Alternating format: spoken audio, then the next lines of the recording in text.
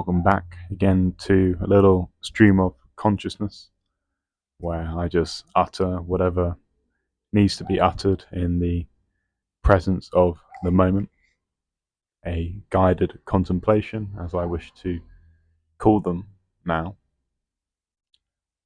I suppose it's really a journey that we both partake in where we discover whatever arises within the moment, within the inherent surprise of the moment.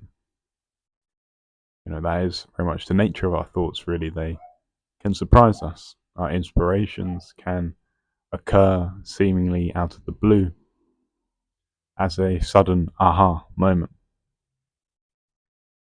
And I think any creative, anyone in the sort of a path where they need to be, creatively outputting stuff into the world because they feel is their soul's need to do so. They often contemplate what are the best techniques, the best methodologies in order to really tap into that wellspring of insight and inspiration. Where does a great idea come from?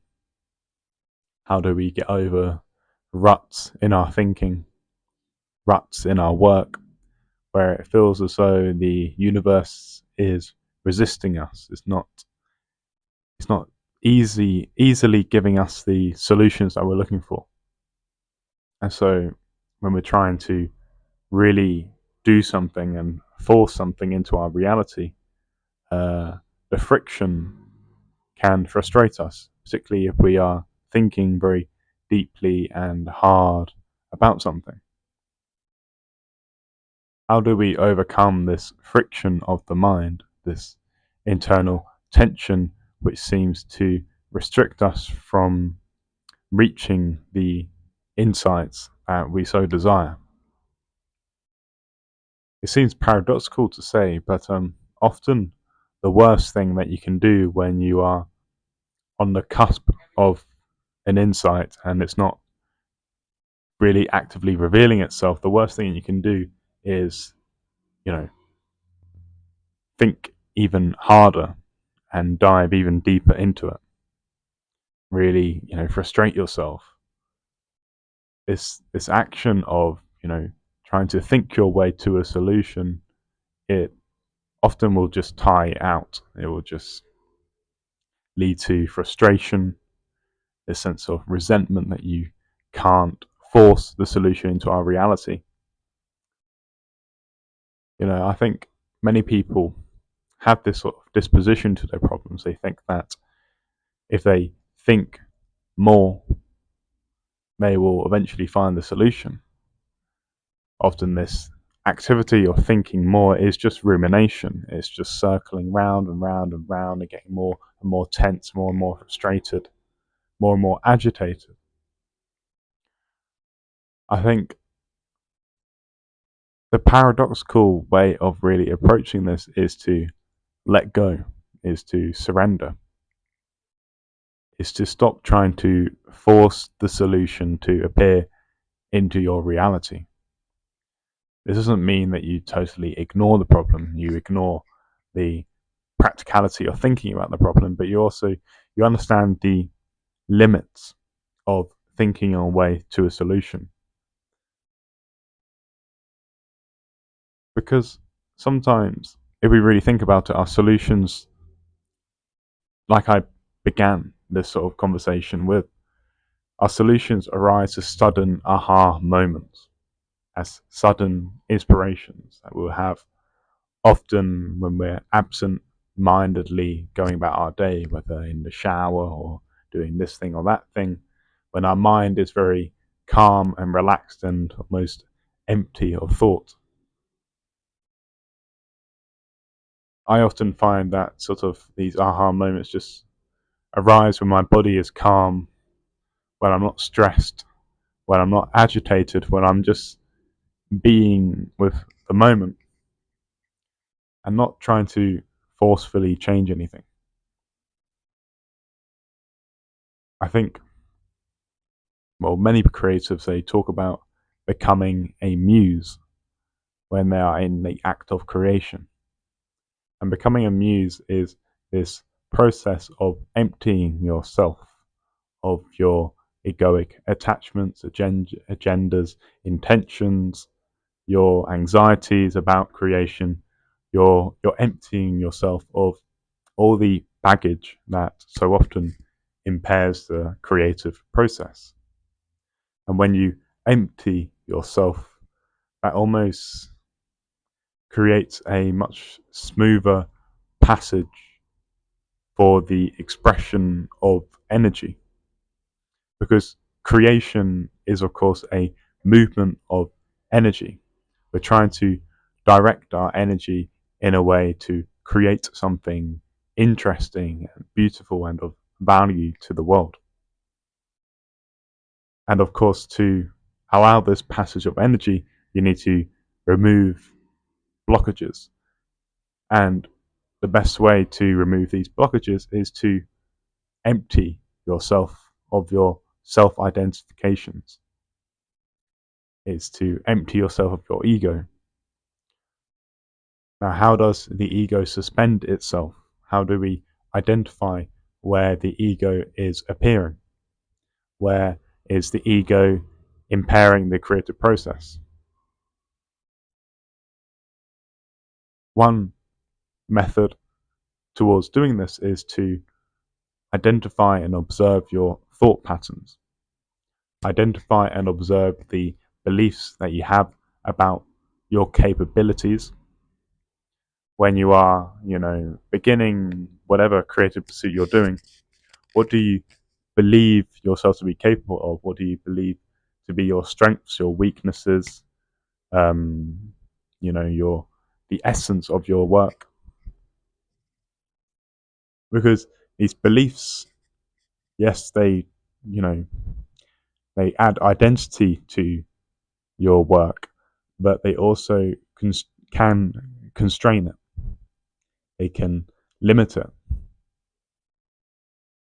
And I feel that in order to innovate, to change, to dance with chaos, which I think is, the deepest form of creativity, you have to understand your limiting models, your ego's limiting models, and you have to understand how to break them and adapt them. You have to be open to change, open to flexibility, open to radical ways of transforming your perception and your actions. Many creatives can fall into this rigid pattern of output and a safe mode of expression. They come to identify that kind of mode of expression, and then they can't see anything beyond that. And particularly if they are socially validated for their work, people say, oh, I like this. They start to respond to that external validation and they lose the risk. They start being more safe in what they output and what is well received by the algorithm, to use a sort of a modern framing for this. I think proper creativity is a risky activity. And to come full circle to what I'm doing here with these spontaneous meditations, there is an element of risk that I really try and pierce into, because of course when I start to record this, I do not know what I'm going to say at all. And there is a profound freedom, there's a profound nakedness in that. But I enjoy that. I relish in that because it's revealing an authentic display of the creative process. And for people watching this, people, observing, they can understand, oh, how does this person think their way through things? How do they express themselves? How do they think about what they are doing? Much of what you see online are these finely polished products that are completed after hours of editing and thinking and planning and whatever. It's a finely polished product. I do not ever say that what I do here is a finely polished product. I think there is beauty in the imperfection, in the rawness, in the sincerity. I never want to really go down that path. Yes, I will polish things up. Occasionally, I will script things out, but often even my scripts are these spontaneous bursts that I write in one session often. Because that's just the way of creation that feels most natural to me. It doesn't feel natural for me to brew over my words. I like the rawness. I like the yeah. I can't think of the word. The edge, the edge to it.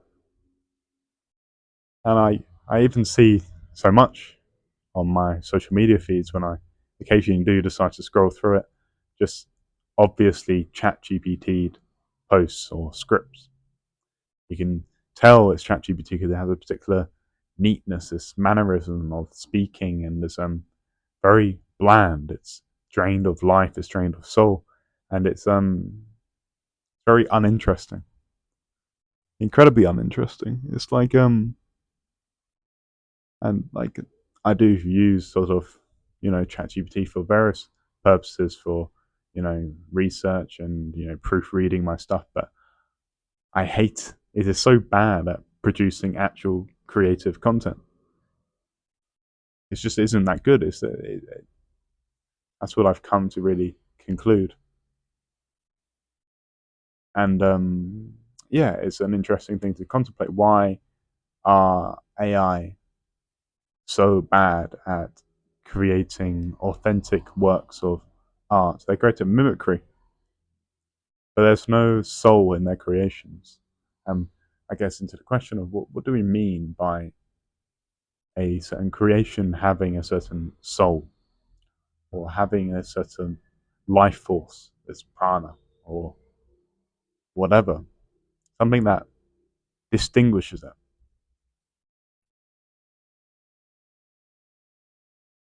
Perhaps, well, there's one thought that occurred to me here. It's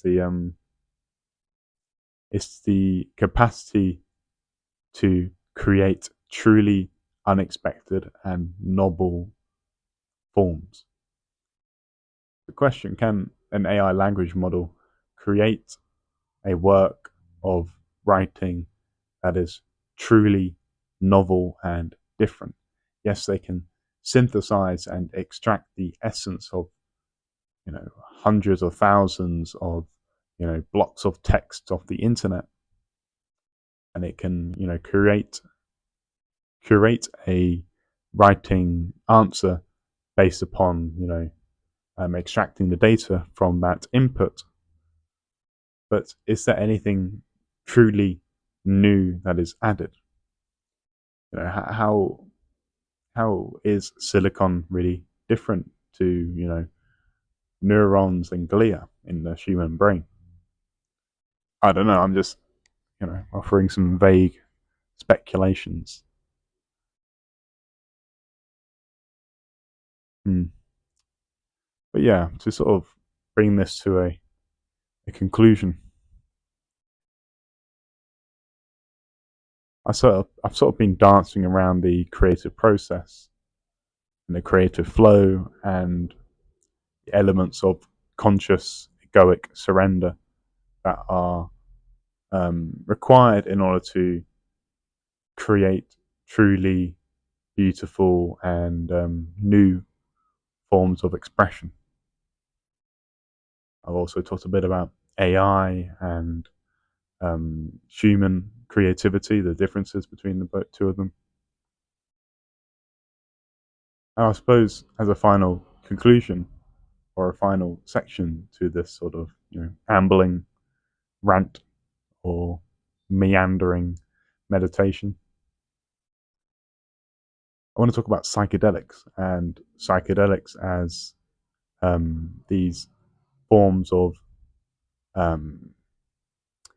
these technologies for creativity, for opening new doors of perception, to use a reference to Aldous Huxley, new doors of perception that can facilitate the creation of authentic novelty in reality. Psychedelics, for anyone who has ever been initiated into that kind of consciousness, they understand that they do reveal genuine mystical experiences, mystical states of consciousness, where you come to see beyond the veil. Now, what is the veil? The veil is the limiting confines of conventional perception, conventional ego body based perception. The matrix, perhaps. Psychedelics, they provide this seeming perception of seeing deeper into reality. Visually, this can appear as more vibrant details, fractals, colors, and just a beautiful, immersive, complex phantasmagoria of sensory perception, sensory synesthesia, the blending of the senses. You see a lot. If you close your eyes, you experience a lot. You experience this sort of dispersed and vibratory, electromagnetic nature to expression and life, and all the forms of nature that surround and situate you, that you are.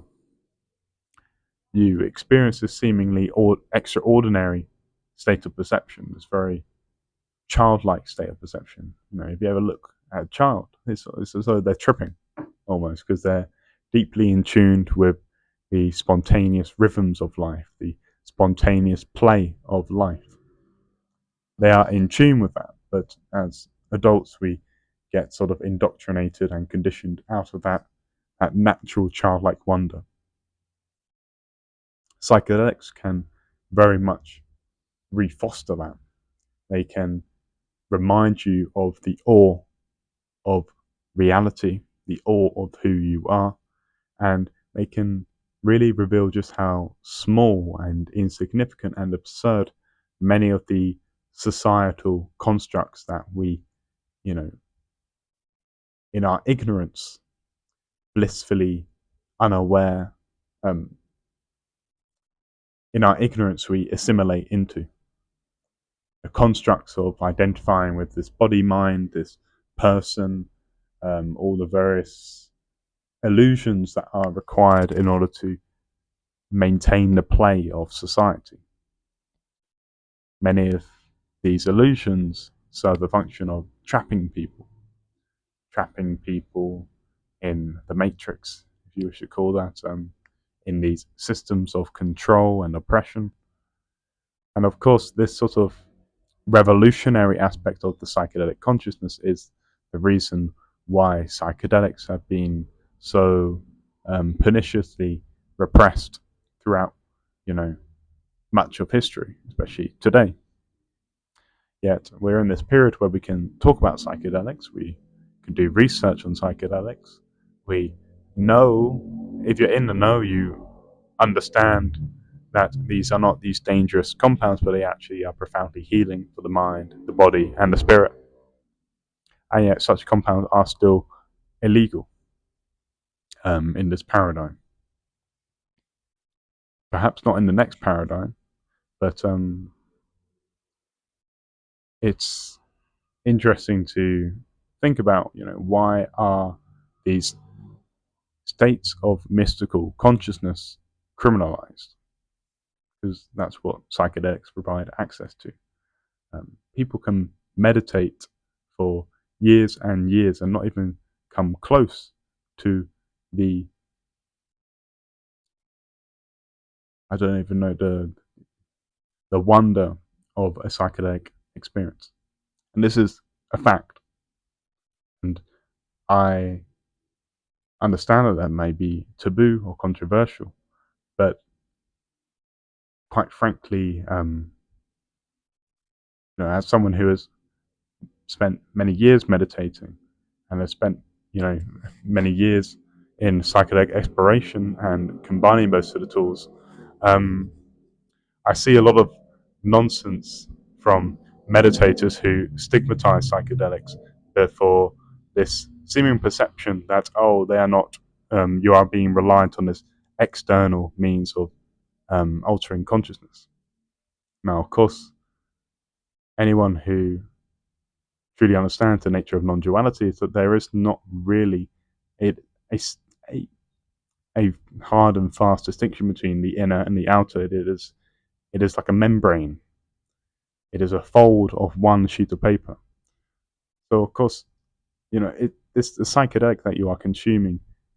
It's not really fully external to you. It just is you, but it's a pattern of nature that interacts with this pattern of nature, the body, and it facilitates this this transition in perception as various neurochemical interactions undergo the activation in serotonin processing in the brain, yada yada, all that neurobabble, and the alteration in your brainwave pattern firing, and voila, this new reality that surrounds you.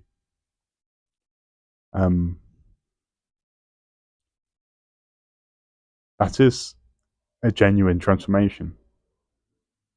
And if you combine a psychedelic with meditative um, technique, a meditative activity, you are engaging in what we may call as a shamanic um, process.